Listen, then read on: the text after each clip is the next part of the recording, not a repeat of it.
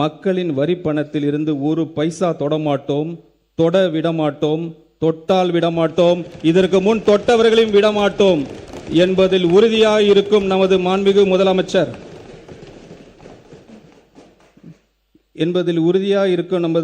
முதலமைச்சரை கண்டாலே, அவரின் பெயரை கேட்டாலே ஊழல்வாதிகள் அஞ்சி நடுங்கி ஓடி ஒழிவதை நாம் நிரந்தரம் பார்த்து கொண்டுதான் இருக்கிறோம்.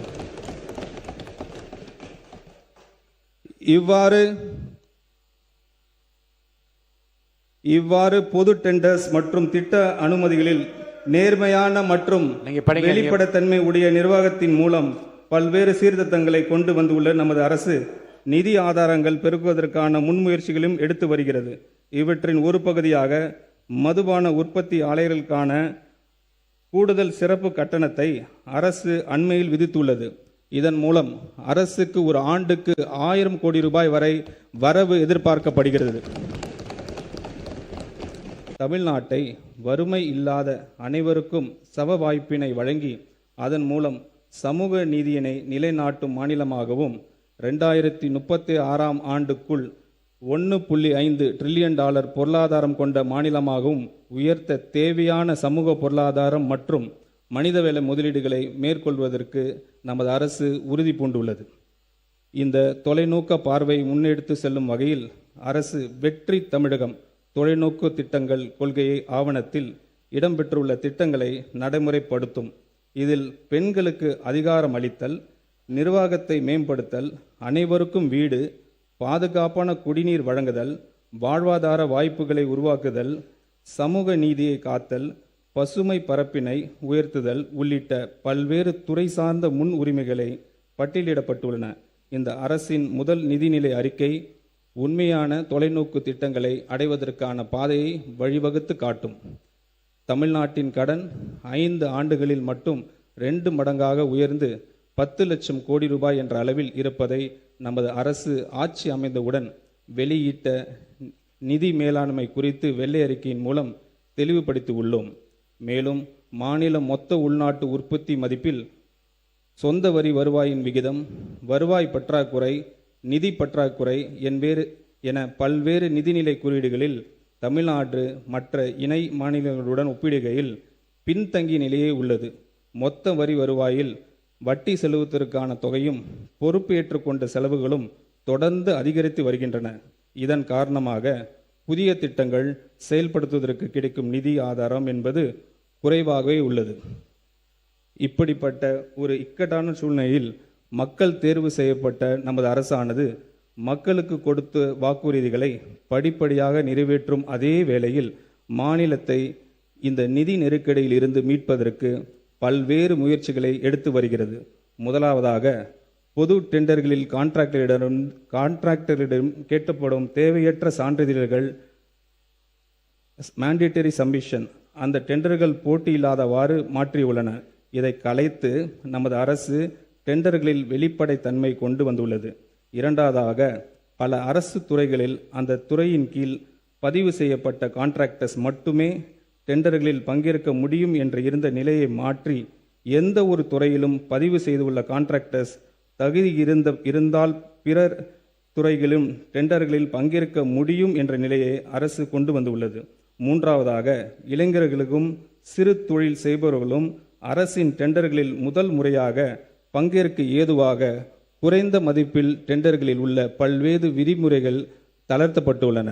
இந்த நடவடிக்கைகள் புதிய மற்றும் வளர்ந்து வரும் கான்ட்ராக்டர்ஸுக்கு அரசின் டெண்டர்ஸ் எளிதில் கிடைக்க வழிவகுக்கும். அதே நேரத்தில் டெண்டர்ஸ்களில் ஏற்படும் ஆரோக்கியமான போட்டியின் காரணமாக அரசின் வீண் செலவுகள் குறையும். இந்த முன்முயற்சிகளின் பலன்கள் அனைத்தும் அரசிற்கு கிடைக்க பெற தொடங்கிவிட்டன என்பதை மகிழ்ச்சியுடன் தெரிவித்துக் கொள்கிறேன்.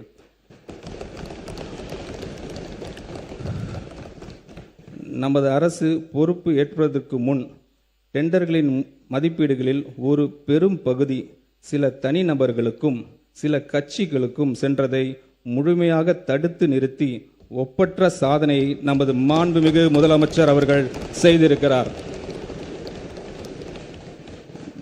மேலும் பல அடுக்கு மற்றும் உயரமான அடுக்குமாடி குடியிருப்புகளை கட்டுவதற்கான திட்ட அனுமதியை பெற அரசிடம் வர வேண்டும் என்ற நிலையை நமது மாண்புமிகு முதலமைச்சர் மாற்றியுள்ளார்.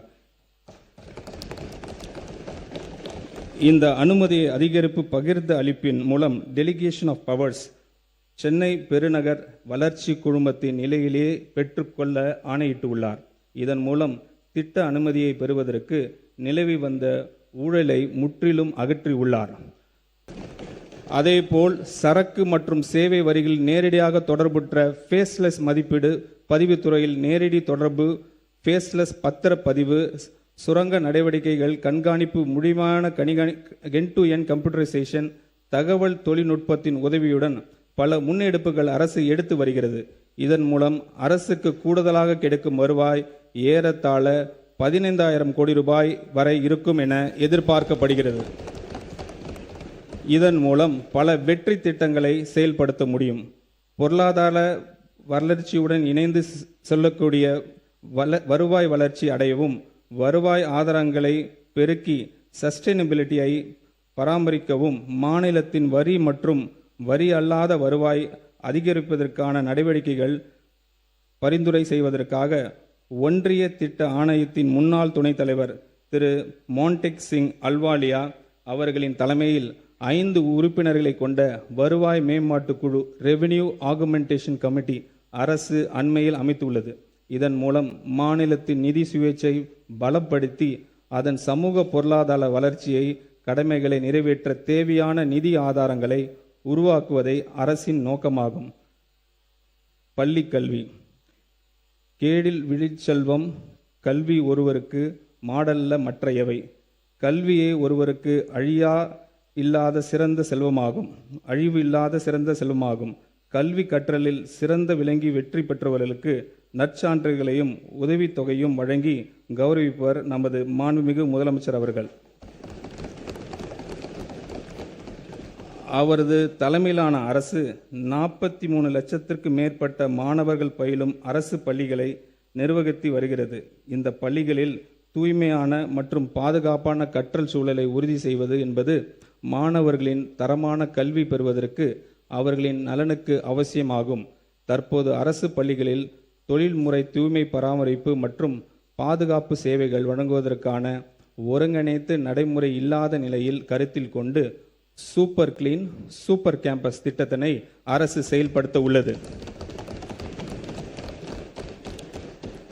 இத்திட்டத்தின் கீழ் தினசரி தூய்மை பணிகள், குடிநீர் வசதிகள் மற்றும் கழிப்பறைகள் பராமரிப்பு மற்றும் ஸ்கூல் கேம்பஸ்களுக்கு 24 மணி நேரம் பாதுகாப்பு ஆகியவை உறுதி செய்யப்படும். இதன் மூலம் நமது சூப்பர் சிஎம் ஆட்சியில் சூப்பர் சேஃப்டி, சூப்பர் ஸ்டூடெண்ட் மற்றும் சூப்பர் கேம்பஸ் உறுதி செய்யப்படும். முதற்கட்டமாக 10,000 பள்ளிகள் செயல்படுத்தப்பட உள்ள இந்த திட்டத்திற்காக 2026-27 ஆண்டுக்கான திருத்த வரவு செலவு திட்ட மதிப்பீடுகளில் 139 கோடி ரூபாய் ஒதுக்கீடு செய்யப்படுகிறது. தமிழ்நாட்டின் குழந்தைகளின் தாய் மாமன் ஆகிய நமது மாண்புமிகு தமிழ்நாடு முதலமைச்சர் அவர்கள் வழிநடத்தும் அரசு இது. தமிழ்நாட்டு குழந்தைகள் தரமான கல்வியில் போலவே தரமான கல்வி கூடங்களும் அவசியம் என்பது இந்த தாய் மாமன் அவரது அரசும் உணர்ந்து இருக்கிறது. மாநிலம் முழுவதும் உள்ள அரசு பள்ளிகள் நவீனமயமாக்கும் நோக்கத்தில் பரிந்துரை செய்யப்பட்ட விதிமுறைகளின் அடிப்படையில் தேவையான உட்கட்டமைப்பு வசதிகளை வழங்குவதற்கான ஒரு பள்ளி நிறைவு திட்டம் அறிமுகம் செய்யப்படுகிறது.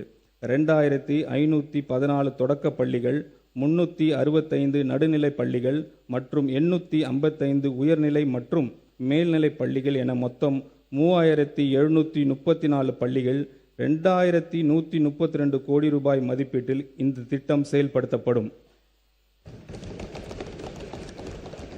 இந்த ஆண்டின் திருத்த வரவு செலவு திட்ட மதிப்பீடுகளில் 300 கோடி ரூபாய் இந்த திட்டத்திற்காக ஒதுக்கீடு செய்யப்படுகிறது.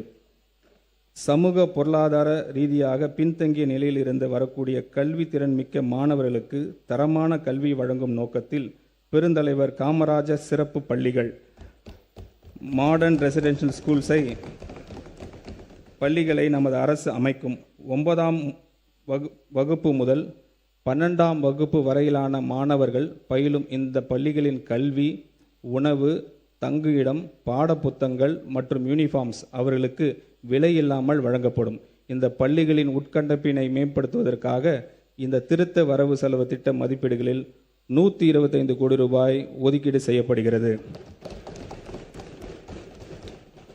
வேகமாக மாறி வரும் உலகளாவிய மற்றும் தொழில்நுட்ப யுகத்திற்கு ஏற்ப பள்ளி கல்வியின் பாடத்திட்டத்திற்கு அனுபவ ஆய்வு அடிப்படையில் எதிர்கால தலைமுறைக்கான திறன் சார்ந்த முழுமையான கல்வியாக மாற்றியமைப்பது காலத்தின் கட்டாயமாகும்.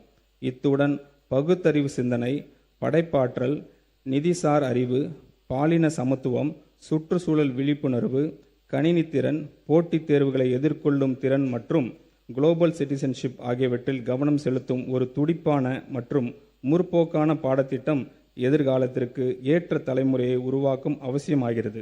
தமிழ்நாட்டை கற்றல் வெளிப்பாடுகளில் முதன்மையாக மாநிலமாக உருவாக்கும் நோக்கத்தில் பள்ளி பாடத்திட்டத்தை மறுசீரமைக்கும் இந்த அரசு 25 கோடி ரூபாய் நிதி ஒதுக்கீடு செய்கிறது. சே நோ டு ட்ரக்ஸ் என்று சொன்னவர், என்றென்றும் அதை சொல்பவர் நமது மாண்புமிகு தமிழ்நாடு முதலமைச்சர் அவர்கள். ட்ரக்ஸை விடு, ஸ்போர்ட்ஸை எடு என்று சொன்னவர் நமது மாண்புமிகு தமிழ்நாடு முதலமைச்சர் அவர்கள். போதைப்பொருள் இல்லாத தமிழ்நாட்டை உருவாக்கவும் நமது இலக்கானது பள்ளிகளில் இருந்தே தொடங்குவது மிகவும் அவசியமானதாகும்.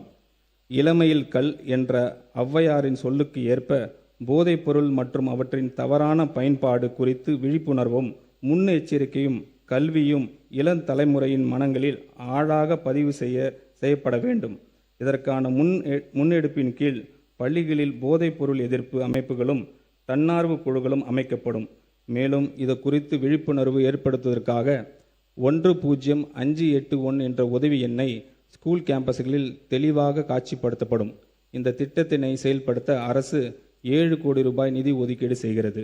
அத்துடன் மாணவர்களுக்கும் ஆசிரியர்களுக்கும் பாதுகாப்பாகவும் இரகசியமாகவும் தகவல் தெரிவிக்க ஏதுவாக போதைப்பொருள் இல்லா தமிழ்நாடு, ட்ரக்ஸ் ஃப்ரீ தமிழ்நாடு என்ற ஆப்பின் மூலம் போதைப்பொருள் கடத்தல் மற்றும் பயன்பாட்டு குறித்து தகவல்கள் பகிரும் வசதியுடன் உருவாக்கப்பட்டுள்ளது.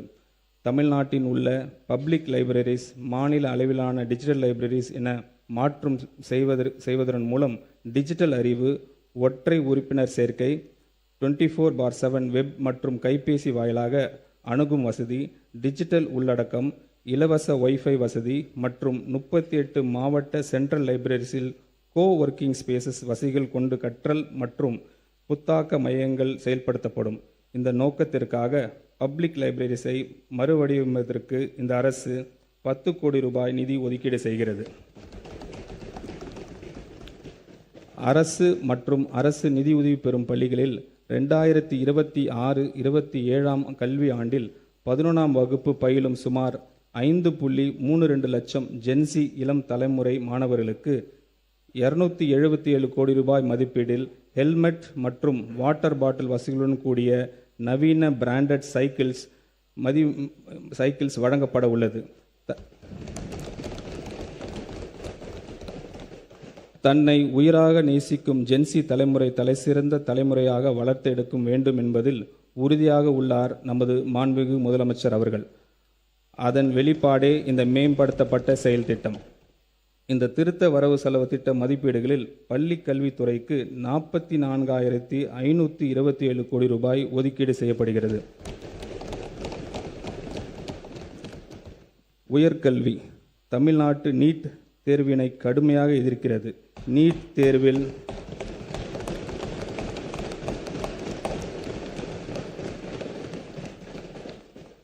தேர்வில் தேசிய அளவில் நடைபெற்று பல்வேறு குளறுபடிகள் மற்றும் வினைத்தாள் கசிவு ஆகியவை எதிர்கால தலைமுறையினை உயர்கல்வி வாய்ப்பினை பெரிதும் பாதிக்கின்றன.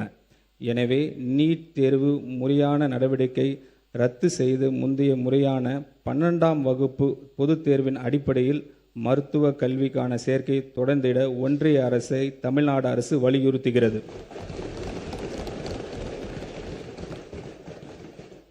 கல்லூரியில் பயிலும் மாணவர்களுக்கு மடிக்கணினி என்பது ஒரு அவசியமான தகவல் தொழில்நுட்பம் சாதனமாக உள்ளது. நாளுக்கு நாள் மேம்பட்டு வரும் இன்றைய தகவல் தொழில்நுட்ப உலகில் தங்கள் தொழில்நுட்ப அறிவை வளர்த்து கொள்ளவும், திறன் மேம்பாட்டு பயிற்சியினை பெற்றுக்கொள்ளவும், சிறப்பான வழியில் தங்கள் நேரத்தினை பயன்படுத்துவதற்கும் மாணவர்களுக்கு மடிக்கணினி மிகவும் பயனுள்ளதாக இருக்கும். இதனை உணர்ந்த நமது அரசு கல்லூரி மாணவர்களுக்கான வெற்றி மடிக்கணினி திட்டத்தை செயல்படுத்தும். 2000 கோடி ரூபாய் ஒதுக்கீட்டில் இத்திட்டம் கல்லூரி மாணவர்களின் கற்றல் திறனை மேம்படுத்தும் ஒரு கருவியாக அமையும். கல்வி கரையில் கற்பவர் நாள் சில என்ற நாளோடியரின் காலத்தில் அழியாத ஞானத்தை வழிகாட்டியாக கொண்டு போதிய வசதி இல்லாத வாழ்க்கை சூழலை எந்த ஒரு மாணவரின் கற்றலும் தடைப்படாமல் இருப்பதை உறுதி செய்வது நமது தலையாய கடமையாகும். மாநிலம் முழுவதும் மாணவர் தங்கும் வசதிகளை மேம்படுத்தும் நோக்கில் 10 கோடி ரூபாய் ஆரம்ப மூலதனத்துடன் தமிழ்நாடு மாணவர் தங்கும் விடுதி மற்றும் இன்ஃப்ராஸ்ட்ரக்சர் கார்ப்பரேஷன் என்ற நிறுவனம் ஸ்பெஷல் பர்பஸ் வெஹிக்கிள் ஒன்றை நமது அரசு அமைக்கும். TN சுடர் மாணவர் குடியிருப்புகளின் மாநில அளவிலான மேம்பாட்டு வளர்ச்சி மற்றும் முன்னேற்றம் என்ற முதன்மை திட்டத்தின் கீழ் முக்கிய கல்வி மையங்களில் 1 லட்ச நவீன படுக்கை வசதிகளுடன் கூடிய ஒருங்கிணைந்த மாணவர் விடுதிகள் கட்டப்படும். சுமார் 3200 கோடி ரூபாய் மதிப்பீட்டில் பப்ளிக் பிரைவேட் பார்ட்னர்ஷிப் மாதிரியின் அடிப்படையில் இத்திட்டம் செயல்படுத்தப்படும். இதற்காக மாநில அரசின் 20% கட்டுமான மானியம் அடுத்த 2 நிதி ஆண்டுகளில் 640 கோடி ரூபாய் வழங்கப்படும். இந்த திட்டம் பரவலாக உள்ள தங்கும் இடங்கள் ஒருங்கிணைத்து உயர்தர வசதிகள் கொண்ட கேம்பஸ்களாக மாற்றி அமைக்கும். இதில் முழுமையாக குளிர் ஊட்டப்பட்ட டிஜிட்டல் கற்றல் மையங்கள், 24 மணி நேரம் பாதுகாப்பு சுகாதாரமான சமையல் அறைகள் மற்றும் முழுமையான சமூக சமத்துவத்தை ஊக்குவிக்கும் வகையிலான தானியங்கி ஒதுக்கீடு முறை ஆகியவை இடம்பெறும்.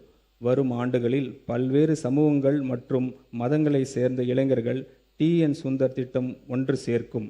2027-28 கல்வி ஆண்டில் மதுரையில் சீர்மிகு சட்டப்பள்ளி தரத்தில் மேம்பட்ட சட்டக்கல்வி வழங்க சிறப்பு அரசு சட்டக் கல்லூரி 300 மாணவர்களின் சேர்க்கையுடன் தொடங்கப்படும்.